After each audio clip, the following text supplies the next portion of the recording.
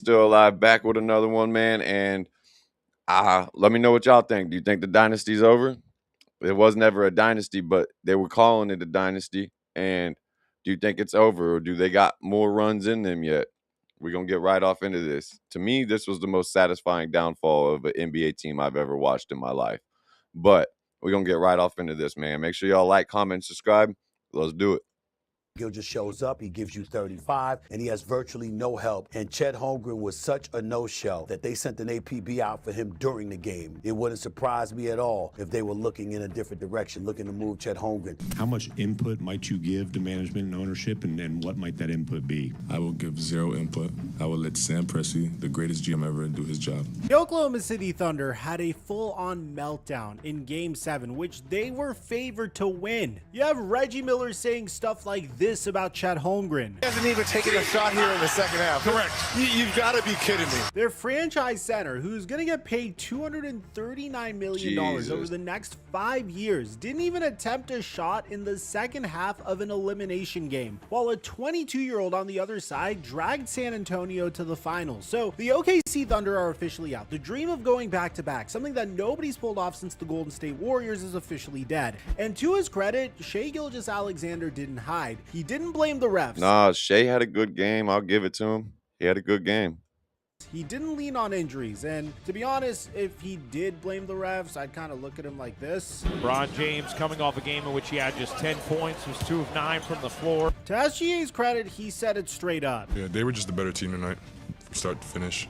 And then every time we tried to cut into it and take control of the game, it felt like they had an answer. And a lot of times it felt like it was tough shot making. So hats off to them. And he's right. I want to do 3 things in this video. First, I want to show you exactly how the champions died, because it's more than just one bad night. Second, and this is the part that actually decides their future, I want to walk through the $822 million OKC just committed to 3 players, and why that money might quietly handcuff this team right when they need to get better. And third, and this is the problem that money can't solve, is what do they do about the 7'5" giant that's in their own division who just sent them home? This man is a psychopath. He has a 5-year grudge against their center over a game that should be relatively obscure to him now, considering his accolades. We're going to get to all of this, but before we get to the content, I just want to take a moment to give a brief shout out to my Wemby's never going to forget that channel. If you like the channel and our latest, Wemby is never going to forget that.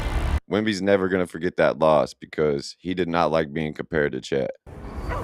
He's better than... Mic check 1 2 1 2. What's going on, everybody? Let's talk about what makes this loss so strange. SGA was not the problem in Game 7. The 2-time MVP dropped 35 points trying to drag his team across the line. He did his job. It still wasn't enough, because almost nobody else in an OKC jersey did theirs. The way San Antonio won this was incredibly ironic. It wasn't a Victor Wembanyama explosion. Wemby had a quiet 22 points and 7 rebounds. And of course, some of the stuff he does on the defensive end doesn't really show up in the stat sheet. But for the most part, statistically speaking, Wemby let everybody else on his team eat. The guy who torched the Thunder was Julian Champagnie, a role player who came off of the bench and buried 6 threes for 20 points, sticking a dagger every time OKC clawed back. This is very ironic, because this has been how Oklahoma City has dominated throughout the playoffs. Well, that and of course their whistle, which we covered in a previous video. But don't worry, the whistle was very much alive in this game as well. And if you don't believe me, take a look at SGA trying his signature move on Devin Vassell, pump faking and then just jumping into him for easy free throws. And ironically, previously it didn't work. In the very beginning of this game, when he tried his signature move, the refs didn't blow the whistle on this call. But if you don't think that's anything, look at Alex Caruso defending Stephon Castle and dragging him to the ground during an easy transition bucket for Stephon Castle. Stephon Castle was so frustrated that you could literally see him mouthing to the referees that he does this every game. Or what about here when SGA elbowed Castle in the face, but for some reason he got awarded free throws? But here's the problem. Even though they had a pretty solid whistle in Game 7, Oklahoma was without 2 of their biggest contributors. There was no AJ Mitchell and there was no Jalen Williams in this game. So it's ironic, because 7 different Spurs scored in double figures, and that's every team's worst nightmare. And this has been how OKC has been dominating, even when Shai Gilgeous-Alexander was being contained. Whether it was in the series versus the Los Angeles Lakers, or if it was in this series against the San Antonio Spurs, SGA would just lean on his teammates and typically it would work out. But it didn't work out here because no one stepped up when SGA needed it the most. And this is despite Shea dropping 35 points in Game 7. Now, to give you an idea how well the Spurs defended SGA for 7 games, Shea shot just 37.9% from the field and 26% from 3 for the entire series. The man is the best scorer on the planet. He was held to under 40% across the conference finals. And the guy that was guarding him the most was a 21-year-old Stephon Castle. But every time Shea was driving to the basket, Victor Wembanyama would be right there to kind of zone over and provide some pressure. So whenever there's a double team on your star player, if no one is stepping up to assist that star player, obviously things aren't going to go so well. Probably the best example of this was Game 6. Shea went 6 for 18 for 15 points, and OKC was a minus 28 in his minutes. But even with all the injuries, there's still a lot of explaining that OKC needs to do. Injuries don't explain a 27-point blowout in Game 6, and it doesn't explain Chet Holmgren completely disappearing. So now that Oklahoma City has officially been knocked out, we need to get to what their future looks like. And honestly, they have a huge decision that they need to make.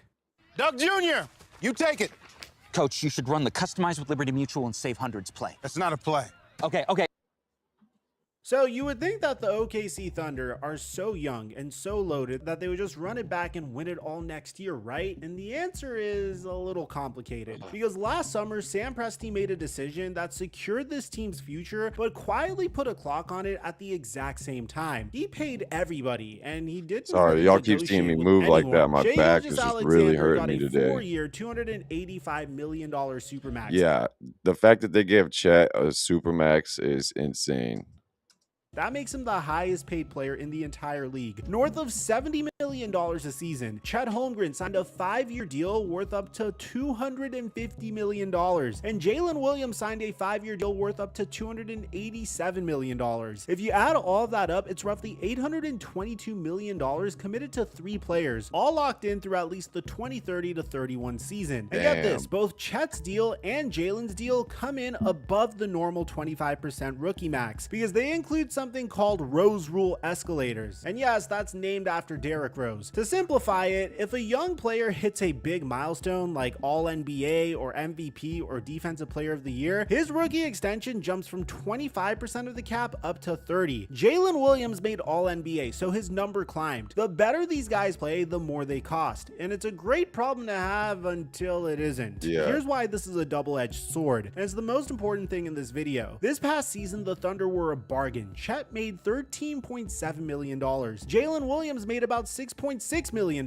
because they were still on their cheap rookie deals. 2 of your 3 best players making role player money. That is what bankrolled the OKC Thunder's depth. That's how OKC could afford Alex Caruso and Isaiah Hartenstein and Lou Dort and still field a champion. Next season, that goes away. Chet and Jalen both jump to around $41 million apiece. Oh my God. The bargain is officially over, and the second that happens, Oklahoma City crashes straight into Chet's the not worth that situation for any franchise to be in, and that is being a second apron team. For the 2026-27 season, the Thunder are projected to have a payroll around $246 million. So that puts them over the first apron and the second apron, which sits around $222 million.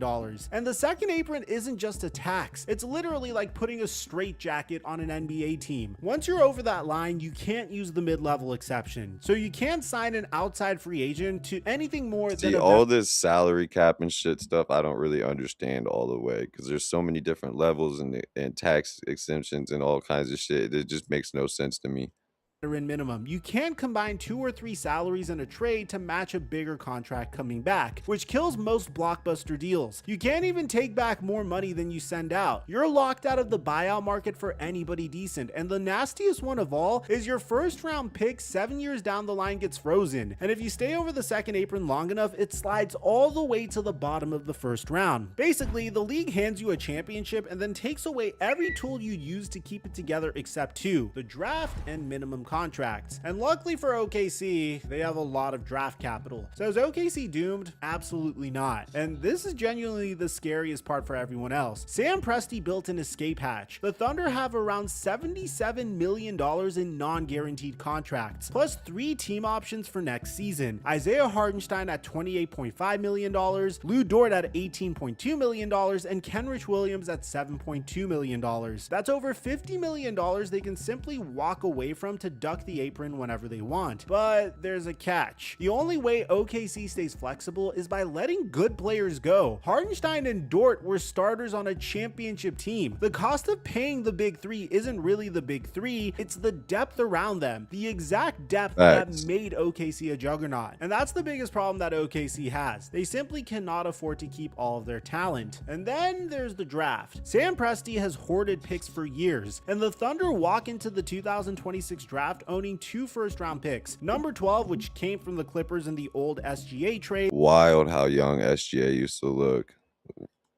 And number 17, which came from Philadelphia. That's serious ammunition. But here's the thing, their roster is already so deep that the expectation around the league is that they won't even use the picks. They'll flip them for future assets or package them to move up. 2 rookies can't crack this rotation. And remember, the apron limits how they can even use these picks in trades. So Sam Presti's got a war chest, but the rules around it are tightening, which leaves us to the biggest swing of all. Do they cash in everything to go land another superstar? That's a fascinating question and a whole video on its own that I've already made, and I'll leave it in the end screen on how the OKC Thunder could potentially get Giannis. However Presti plays it, the man has the Giannis would go crazy at LA with Luka. The moment the OKC Thunder lost Game 7, Shai Gilgeous-Alexander said this I think Giannis has the best chance of keeping up with Wemby, and then Giannis and Wemby, or Giannis and Luka with the role players around him. That's a crazy lineup on the Lakers. Sam Presti. I will give 0 input. I will let Sam Presti, the greatest GM ever, do his job. The best player on the team isn't sweating any of this. He trusts the architect. The question is whether even the greatest GM ever can build a way past what's waiting in the West.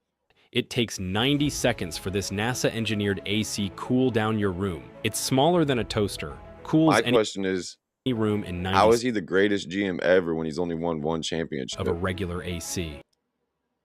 Here's the thing about all the money and all those picks. There's one problem that Sam Presti needs to fix, and that problem is how do you beat Victor Wembanyama? The matchup between Wemby and Chet is so personal, even though both sides claim it's not. En tout cas, sportivement, non, y a pas photo.